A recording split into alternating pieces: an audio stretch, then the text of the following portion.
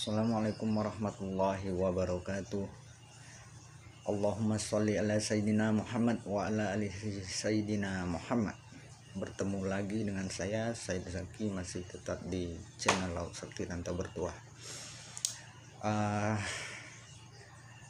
Dimanapun sahabat subscriber berada, saya ucapkan semoga sehat selalu dan dimurahkan rezekinya dan dipanjangkan umurnya, amin amin ya rabbal alamin.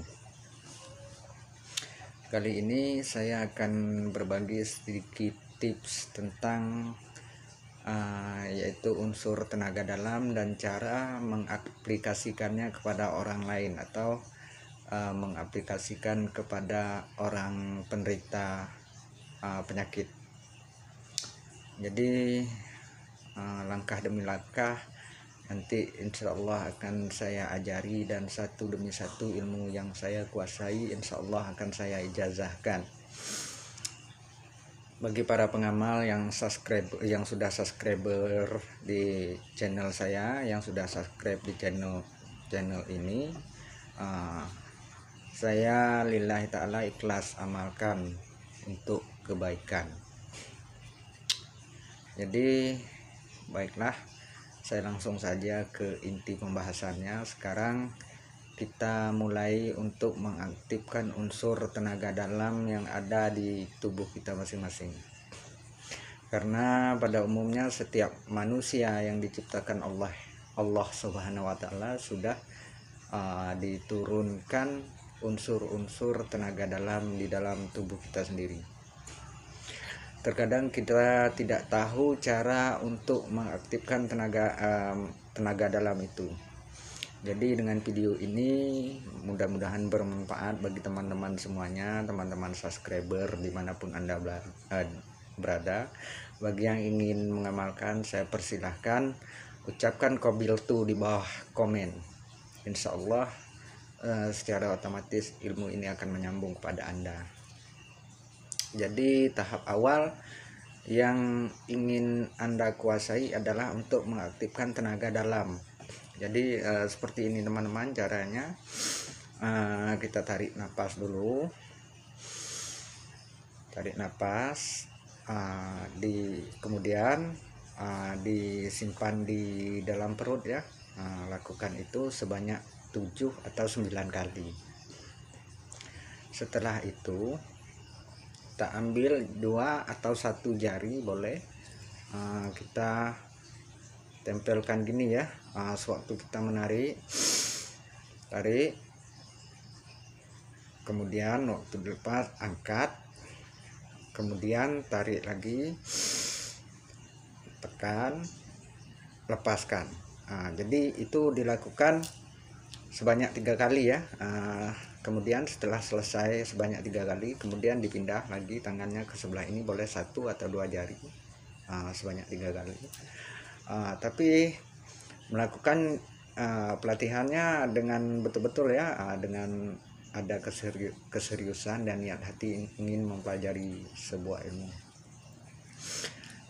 Kemudian setelah itu Anda bisa mengepalkan tangan ya, seperti ini, kepalkan.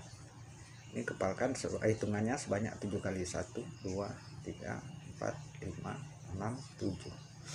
Kemudian Anda coba rasakan. Nah, ini aja sudah terasa ya. Hawanya agak panas. Jadi apabila hawa ini sudah terasa panas, jadi maka ilmu itu sudah unsur tenaga dalam Anda sudah aktif. Jadi untuk lebih mempertajam, maka Anda lakukan berulang kali. Kemudian untuk merasakan hal yang gaib ataupun mendeteksi penyakit yang ada di tubuh seorang, begitu juga. Misalnya untuk mendeteksi hal yang gaib, keberadaannya di sekitar rumah Anda ataupun di dalam kamar Anda bisa tarik napas, niatkan dalam hati, ya Allah, bantulah hamba ingin merasakan hal-hal gaib ini. Kemudian arahkan ke tempat posisi yang Anda curigai atau yang Anda yakini di situ ada makhluk gaibnya. ataupun di tempat-tempat yang seram yang dikenal dengan keangkerannya, boleh Anda coba nanti. Insya Allah apabila hawa itu terasa panas atau dingin atau seperti kesemutan, itu berarti di tempat tersebut ada makhluk gaibnya. Dan pesan saya, kalau memang itu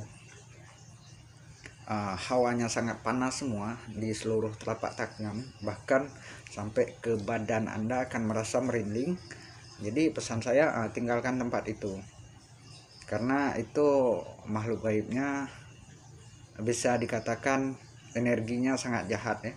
Jadi apabila hawanya terasa dingin di telapak tangan, kadang seperti berporos di tengah, itu ada makhluk gaibnya, tapi hawanya netral, tidak terlalu jahat atau tidak terlalu ganas ya. Dan begitu juga seperti yang kesemutan, itu efeknya hawanya kurang ini ya, energinya kurang, istilah bisa dikategorikan kurang jahat atau kurang panas. Jadi untuk mendeteksi penyakit begitu juga ya teman, misalnya ada seorang menderita penyakit ataupun dari gangguan bangsa jin ataupun penyakit medis dan non medis, itu Anda bisa arahkan dari mulai di atas kepala, itu si pasien sudah merasa pusing, mual, kalau memang itu ada interaksi dengan benturan dengan makhluk gaibnya. Sampai di belakang sini, ini akan terus merasa, si pasien akan merasa panas, bahkan sampai ke tulang punggung di belakang. Jadi kalau memang demikian, nanti selanjutnya pada video tahap selanjutnya akan saya ajarkan dan akan saya beberkan ayat-ayat untuk mengobati seorang pasien yang terkena gangguan jin, makhluk halus dan sebagainya, itu dengan menggunakan media air, garam atau yang lainnya. Insya Allah nanti akan saya ulas di video selanjutnya. Jadi setelah kita mengetahui si pasien memang terkena gangguan jin, itu unsur dari tenaga dalam yang kita pakai bisa dikolaborasikan dengan ayat-ayat pendek yang Anda bisa, ataupun ayat kursi atau ayat-ayat Al-Baqarah misalnya, itu bisa Anda aplikasikan dengan menekan, tapi telapak tangan ini tidak sampai tidak mendekap atau tidak jejak di atas kepala ya, hanya seperti ini ya, seperti ini. Jadi tidak sampai di atas kepala. Kemudian Anda bisa bacakan ayat-ayat Al-Quran. Insya Allah kalau memang itu jinnya tidak kekuatannya tidak terlalu besar, itu akan pergi. Dan kalau memang jin itu berkekuatan besar seperti jin-jin yang kuat dan dahsyat, itu bisa kita kolaborasikan dengan ayat-ayat yang lebih mantapnya, bisa seperti ayat-ayat untuk ruqyah. Insya Allah dia tidak akan tahan. Jadi ini betul-betul ilmu yang tidak menyimpang daripada syariat Islam. Jadi kita tidak menyalahgunakan ayat-ayat Allah, karena setiap ilmu itu berasal daripada Allah. Jadi dengan kita menggunakannya, semoga kita juga mendapat ridha Allah. Tapi apabila kita menggunakan ilmu-ilmu lain, mungkin saja penyakit itu akan sembuh, dan mungkin saja penyakit itu akan berbalik lagi. Tapi dengan ilmu-ilmu dan ayat-ayat Allah, insya Allah penyakit tersebut akan hilang dan tidak akan kembali lagi, selama kita pun tetap melaksanakan sholat, ibadah, dan meninggalkan segala larangan Allah. Jadi seperti itulah teman-teman ya. Bagi yang ingin mencoba, silahkan nanti dicoba, diulang-ulang lagi. Tapi mempelajarinya betul-betul penuh dengan istiqomah, kepercayaan. Jangan nanti sekali coba nggak berhasil, oh udah saya nggak mau mencoba lagi, nggak ada hasilnya. Jangan seperti itu ya. Tak ada ilmu itu semudah membalikkan telapak tangan ya. Dan tidak ada ilmu itu seperti kita gigit cabai langsung berasa pedas, tidak ada seperti itu. ilmu harus kita amalkan dulu dan harus kita pelajari dan harus kita praktekkan. Itulah ilmu-ilmu yang tidak menyimpang daripada syariat dan agama Islam. Banyak ilmu-ilmu di luaran sana memang ada yang lebih dahsyat, dengan cepat bisa menyembuhkan orang, tapi terkadang itu bukan dari ilmu-ilmu aliran kesucian, bukan aliran al-hikmah, tapi atas bantuan jin, bantuan kodam, dan yang lain-lainnya. Semoga kita semua terhindar dari perbuatan syirik musyrik itu dan kita tetap dalam lindungan Allah Subhanahu wa taala. Oke teman-teman, saya kira cukup sampai di sini dulu. Akhir kata saya mohon maaf yang sebesar-besarnya apabila ada salah kata. Saya mohon dimaaf.